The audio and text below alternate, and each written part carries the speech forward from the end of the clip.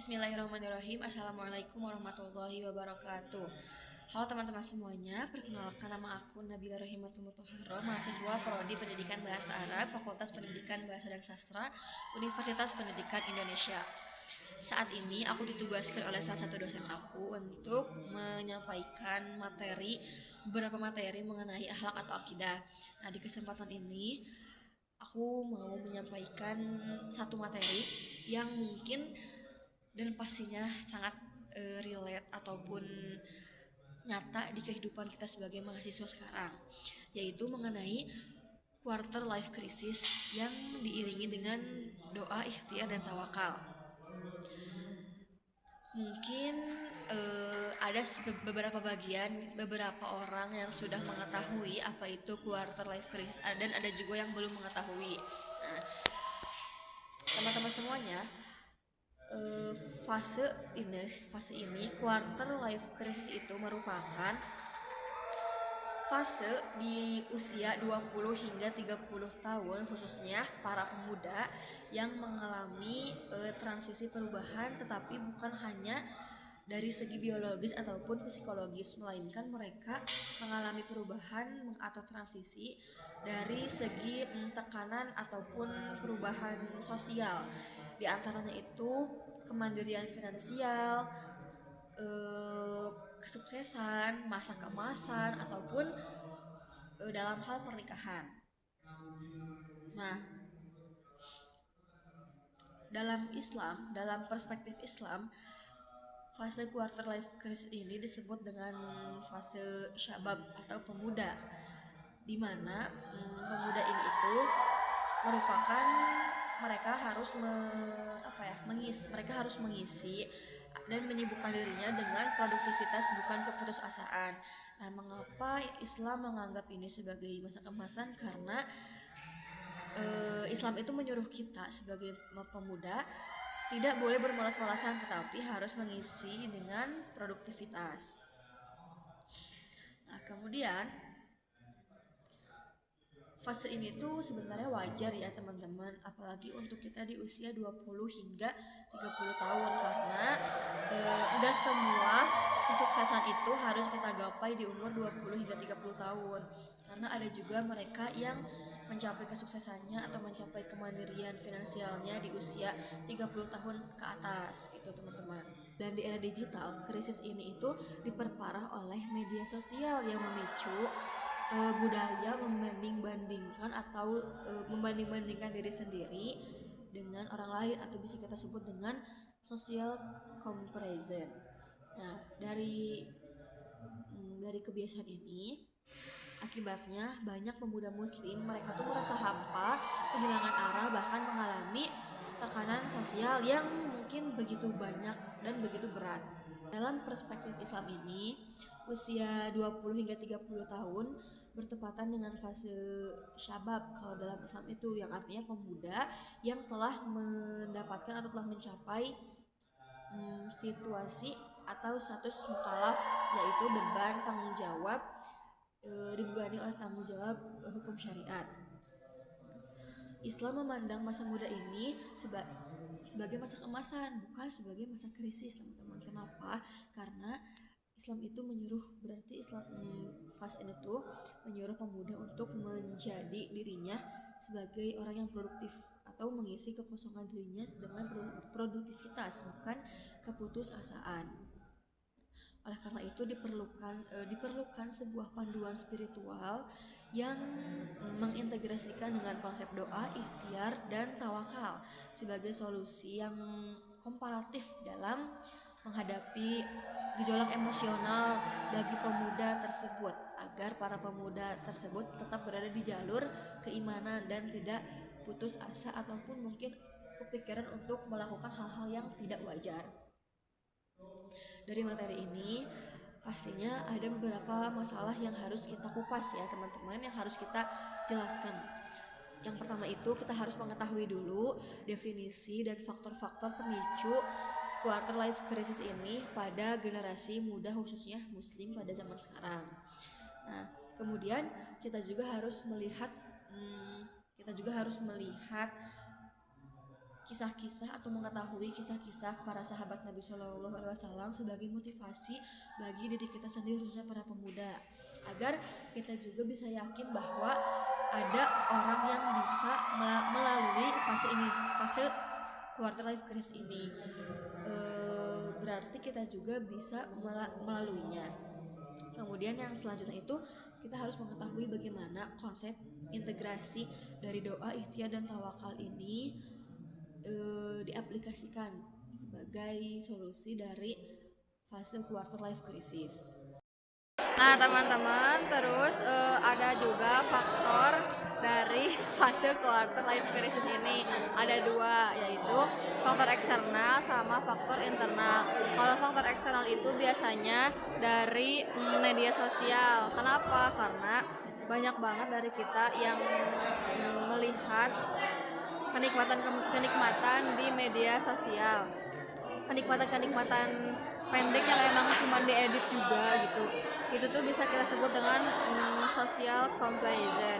Nah ini juga bisa memicu kita menjadi tertekan gitu ya, karena banyak banget di luar sana orang yang udah mencapai semuanya, apa itu juga cuman kesenangan semata gitu ya, dan kita nggak tahu gimana realitanya. Terus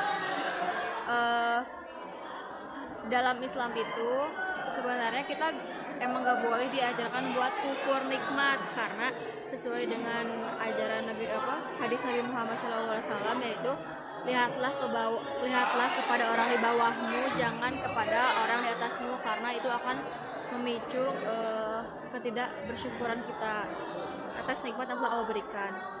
Nah itu juga bisa termasuk dalam kufur nikmat. Kalau dari faktor internalnya itu faktor internalnya itu kita berekspektasi berlebihan terhadap diri kita. Jadi emang kita tuh di umur 25 harus punya semuanya, di umur 20 harus punya semuanya. Pokoknya kesuksesan itu ditentukan kita punya uang banyak, kita sukses di umur 20 sampai 25. Padahal kan di atas umur segitu juga enggak apa-apa gitu guys. Untuk motivasi biar kita lebih yakin bahwa quarter life crisis itu bisa dilalui, kita bisa melihat cerita dari kisah sahabat Nabi Shallallahu Alaihi Wasallam. Beliau bernama Mus'ab. Mus'ab itu seorang pemuda terkenal dan terkaya di kota Mekah, dan dia itu selalu dimanja-manja ketika di kota Mekah, tapi dia itu bukan beragama Islam. Nah, suatu hari dia itu memasuki agama Islam. Ada keinginan dari dirinya sendiri untuk memeluk agama Islam. Tapi banyak banget tantangannya setelah dia memeluk agama Islam. Contohnya itu ada penolakan dari keluarganya, hilangnya harta, diambilnya harta dari keluarganya karena keluarganya itu tidak mau menerima keputusan Mus'ab itu bahwa dia ingin memeluk agama Islam. Nah, dia itu asalnya pria yang sangat high class, yang selalu berpakaian mewah dan sebagainya, dan memiliki harta yang banyak. Tapi setelah masuk Islam, karena ada penolakan dari keluarganya, terus ujiannya yang begitu banyak, dia menjadi pria yang memakai pakaian bertambal-tambal, kemudian tidak punya harta sama sekali, hidup kesusahan. Tetapi dia tidak menyerah dengan adanya ujian tersebut. Nah, dari situ Nabi Muhammad SAW melihat kegigihannya dan potensinya dalam menghadapi ujian tersebut. Beliau sabar, beliau selalu berusaha, dan suatu hari Nabi Muhammad SAW ini mengangkat dia sebagai duta dakwah di Mekah. Pelajaran yang kita bisa ambil dari cerita ini adalah berakit-rakit dahulu, berenang kemudian, bersakit-sakit dahulu, bersenang-senang kemudian. Fa'inna ma'al usri yusra, di balik setiap kesulitan pasti ada kemudahan. Nah, ini tuh udah terrealisasikan ya teman-teman oleh sahabat Nabi, bahwa Allah itu pasti akan membalas kebaikan-kebaikan kita di dunia maupun di akhirat. Walaupun emang nanti awal itu kita masih merasakan pahit, tapi kita pasti akan merasakan rasa manisnya itu, karena sabar itu pahit tapi buahnya manis. Sama dengan fase quarter life crisis ini, semisal kita merasakan udah ketinggalan dari semuanya, apalagi teman-teman kita yang udah sukses, yang udah nikah dan sebagainya, kita itu masih masih ada di belakang mereka. Nah, eh, Allah tuh melihat usaha kita, apakah kita sabar, selalu berusaha, selalu ikhtiar, selalu berdoa. Nah, nanti Allah pasti akan siapkan eh, hadiah terindah untuk kita, tapi nggak sekarang juga, bisa 5 tahun ke depan, 10 tahun ke depan, ataupun sebagainya. Sebagaimana kalau di kehidupan nyata, aku tuh pernah merasakan waktu zaman-zamannya SNBT 2025, di H-3 itu aku lagi ngenderain motor. Nah, ternyata qadarullah aku mengalami kecelakaan di H-3 UTBK itu. Terus sebelum kecelakaan itu aku tuh udah merasakan, ada musibah juga, kehilangan uang yang jumlahnya lumayan besar.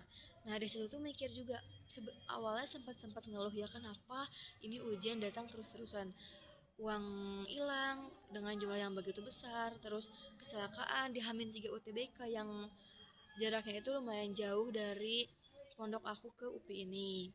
Terus tapi lama kelamaan kalau misalnya ngeluh terus, gak akan tahu nih hikmahnya apa. Maka dari itu aku ngelihatnya itu dari sisi baiknya. Emang dari awal tuh pasti ngeluh dulu wajar, tapi jangan berkelanjutan. Nah, terus lihat lihat lihat tuh sisi baiknya, sisi positifnya di mana.